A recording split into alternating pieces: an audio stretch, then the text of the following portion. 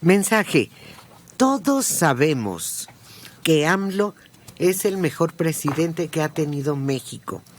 Es normal que le tengan envidia estos chayoteros, el de este programa. ¡Viva AMLO! ¡Viva! De acuerdo, en eso de acuerdo. ¡Viva AMLO! ¡Que viva! ¡Viva! ¿Por qué nos daría coraje si, en serio, la verdad, lo que todos queremos es que a este país le vaya bien? Porque si le va bien, nos va bien. Pues entonces... Las finanzas están tranquilas, hay recursos, está controlada la inflación. Todo eso nos beneficiaría a todos. Pero todo eso no está sucediendo. ¡Que viva AMLO! Yo recuerdo, bueno, lo que se ha dicho, no me alcanzó a ver, sobre el gobierno de Cárdenas, era luminoso, era la forma en que se señalaba la modestia del presidente, su incapacidad de bajezas o de agresiones gratuitas a nadie, ¿no?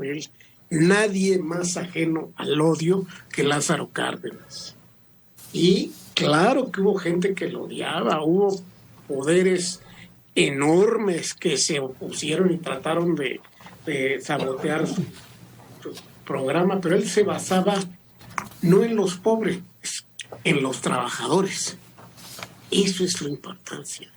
Él realmente era de izquierda porque decía: los que importan son los que trabajan, los que generan la riqueza. Y desde luego él destruye al movimiento sindical gallista, que era ese sí era charro, y se inicia una serie de movimientos obreros, sobre todo en Monterrey. Entonces, la casta empresarial de Monterrey lo amenaza, que vamos a cerrar las fábricas. Le dice: pues qué bueno, las van a usar, las van a manejar los trabajadores directamente. Es que ahí no había duda, no había arrancos, la ciencia era privilegiada. Era el pensamiento privilegiado del gobierno de Cárdenas, era el impulso a la cultura, a la ciencia. No se puede discutir ante eso.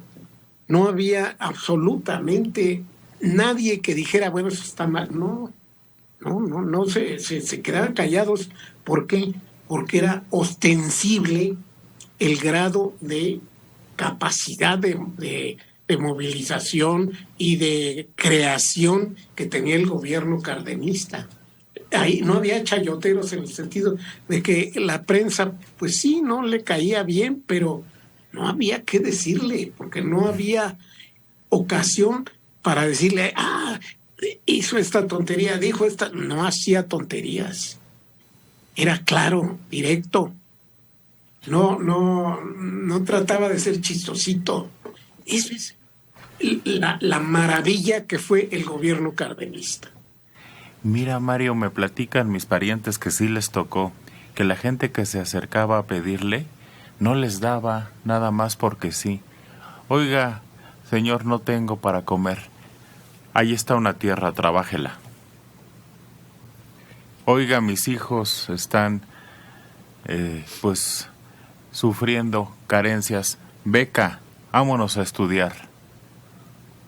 Apoyo, no de gratis, sino apoyo para producir. Váyanse ahí esas tierras, repártanlas y órale. Fue cuando surgieron esos ejidos, ¿o cómo se llamaban? Sí, el ejido colectivo. Eso. Hubo un éxito fundamental en la creación de una autosuficiencia agrícola, que ya para 68, 69 hacía que México exportara bien alimentos básicos, y desde ahí ya viene un declive lamentable. Pero eso era la importancia del gobierno cardenista. claro que había oposición y claro que había odio, se levantaron en armas en su contra y fueron derrotados. Ese Saturnino Cedillo se levantó en armas en defensa de las empresas extranjeras y fue derrotado, pero no fue asesinado como ocurría con otros gobiernos, ¿no? Simplemente se aplicó la ley hasta el último día. Los colaboradores de Cárdenas eran impecables, era una generación única de funcionarios probos en el país. No había sombra de duda, no había payasaditas, cosas así, ni hijitos privilegiados, no, era gente honrada que le renunciaba al presidente. Señor, no estoy de acuerdo con usted, decía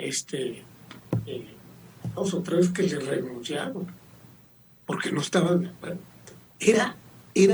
No puede compararse, es como la antítesis de lo que estamos viviendo ahora. Martín Álvarez, los hallazgos de Guacamaya son cuestionables, viniendo de quien viene, el rey del montaje. ¿A poco le creen? Es que Alejandro. No, bueno, nuestro amigo, que ignorancia. El presidente dijo que son ciertos, no los inventó Loret de Mola ni ningún otro comunicador. Son filtraciones de documentos que se extrajeron, claro que de manera ilícita, hackearon, porque fue a través de intervenir los servidores. Son documentos oficiales o semioficiales porque son de las cuentas de correo de la Secretaría de la Defensa Nacional y otras dependencias. Pongan un poco de atención a lo que está sucediendo en el país. Se le cuestionó al presidente y el presidente dijo que sí eran ciertos todos esos documentos. No los inventó Loret de Mola. Y eso es lo grave, que el presidente haya dicho que sí, que los documentos hackeados a la Secretaría de la Defensa Nacional eran verdaderos. Miren, están dando a conocer un informe extraordinario del Centro Internacional de Investigación y Análisis contra el Narcotráfico. Viene de los Estados Unidos este informe. Detectaron que los cárteles mexicanos patrocinan a integrantes de carreras de química farmacéutica para así adquirir sus conocimientos que les permita elaborar fentanilo, un opioide que ya desplazó a la heroína y a la cocaína en el consumo de drogas. Estos, a su vez, adiestran de forma empírica a otros miembros de la organización delictiva, expandiendo el conocimiento para la fabricación de esa sustancia en laboratorios. Identifican los puertos de Manzanillo, Colima, y Lázaro Cárdenas, Michoacán, como los principales receptores de precursores químicos que llegan ilegalmente a México. Y posteriormente se estima que más del 75% del fentanilo y las pastillas que cruzan la frontera de Tijuana hacia Estados Unidos es en automóviles, camiones de pasajeros, contenedores, a través de las llamadas mulas. Pero ahora está saliendo que pagan carreras de químicos los narcotraficantes porque les conviene tener ese conocimiento para hacer su chamba. A ver, el término puque es empleado cuando se quiere referir a algo podrido, según un sitio web de términos de Tabasco. Puque, aunque también puede tener relación con el inglés de Estados Unidos, pues uno de sus significados en dicho idioma, solo escrito distinto, es algo sin valor, nauseabundo o desagradable. Puque. Pues en eso tiene razón el presidente. ¿En qué? Que revela las revelaciones. Nauseabunda. Que algo está podrido en Dinamarca, como dice Hamlet. Y no los ha desmentido. No, al revés, él ha confirmado cuando se da esa información que son ciertas. Y pues es lo peor.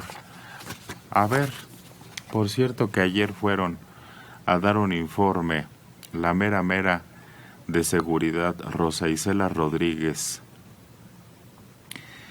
Golpeadas las estructuras y las finanzas de todas las bandas del crimen, en lo que va del gobierno del presidente Andrés Manuel López Obrador, 65,000 integrantes de bandas delictivas han sido detenidos, incluidos 6,000 de organizaciones criminales, de los cuales 2,000 eran objetivos prioritarios. Se afectó al crimen organizado en sus finanzas por 674,000 millones de pesos y se han bloqueado más de 36,000 cuentas bancarias por 16,000 millones de pesos vinculados a operaciones ilícitas. ¿Y por qué no se ve el avance? La realidad tiene otros datos. Sí. Qué bueno que hayan capturado a los principales o los estén capturando, qué bueno que hayan decomisado todo eso, pero la situación está verdaderamente triste, terrible, grave. Espantosa. O desmantelaron bandas de otros crímenes que no tienen que ver con las matanzas ni las masacres. Vete a saber. El problema es que se presenta la secretaria con cifras alegres como las de este gobierno, sin ninguna base documental, sin ningún tipo de sustento que digas, oye, sí es cierto, todo ese dinero, ¿dónde está? Mira, como ayer la realidad les dio una bofetada. Mientras el titular de Gobernación, Adán Augusto López, presumía en el Congreso de Tabasco ayer que en Aguililla, Michoacán, ya se respira otro aire y menos violencia. Mientras él lo decía, en Tamaulipas, un grupo criminal bloqueaba la vía que da acceso a esa comunidad. Es que dicen que detuvieron a más de 60,000 delincuentes. Oye, pues ¿cuánta gente está delinquiendo en este país? Hace un estadio lleno. Claro. Pero además, Mario, si los asesinatos, los asaltos, el tráfico continúa, quiere decir que hay 1,000,000 de delincuentes en este país. Por lo menos. Pero además, se informa, se detuvieron 60,000. Pero durante ese periodo no se dijo, se detuvo a fulano, se detuvo a sutano, se detuvo a perengano, que tienen tales y tales características, tales contactos con tal y tal banda. Eso es lo que no sale en los periódicos. En los periódicos... Es cierto, pero ¿por qué no se informa? En los periódicos sale el evento y la frase última de cada informe: no hubo detenidos. Y lo hemos repetido aquí cientos de veces. Un asalto en tal parte, un crimen en tal parte, entraron a la casa y mataron a todos, 20 muertos en Guerrero y no hubo detenidos. Entonces, ¿de dónde salen los que ellos tienen en la cárcel? Y las sentencias y el avance